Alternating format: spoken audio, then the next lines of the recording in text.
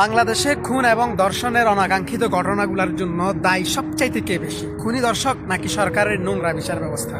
আমি বলবো সবচাইতে দায়ী হচ্ছে সরকারের এই নোংরা বিচার ব্যবস্থা।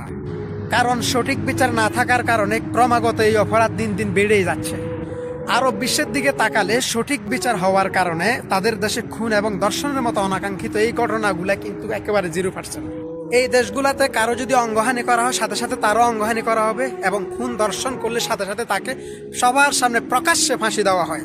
যে কারণে তাদের দেশে খুন ধর্ষণ নাই বললেই চলে, একেবারে 0%। ঠিক একই বিচার ব্যবস্থা, একই কানুন নিয়ম কানুন যদি বাংলাদেশে করা হয় তাহলে কমসে কম না বাংলাদেশে 95% কমে যাবে। আর পুরোপুরি কমবে না, এই জন্য এটা হচ্ছে বাংলাদেশ, এটা হচ্ছে লড়র ফডর।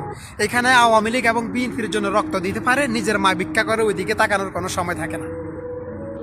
তাই আমাদের দাবি হচ্ছে স্বৈরাচার শেখ হাসিনার বিচার ব্যবস্থাকে লাথি মেরে নতুন করে কানুন করা হোক।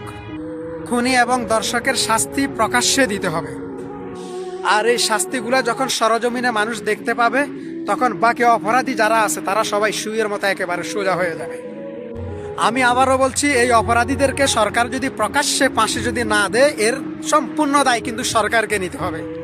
অনেকের চোখের সামনে তার বোন যদি ধর্ষিতা হয়, তার ভাই যদি খুন হয়, আর সে যদি সঠিক বিচার যদি না পায়, সে ডাকাতে রূপান্তরিত হয়। অনেক সময় দেখা গেছে পুলিশ প্রশাসনের উপরে সে হামলা করতে বাধ্য হয়, তার দায়ও কিন্তু সরকারকে নিতে হবে কিন্তু।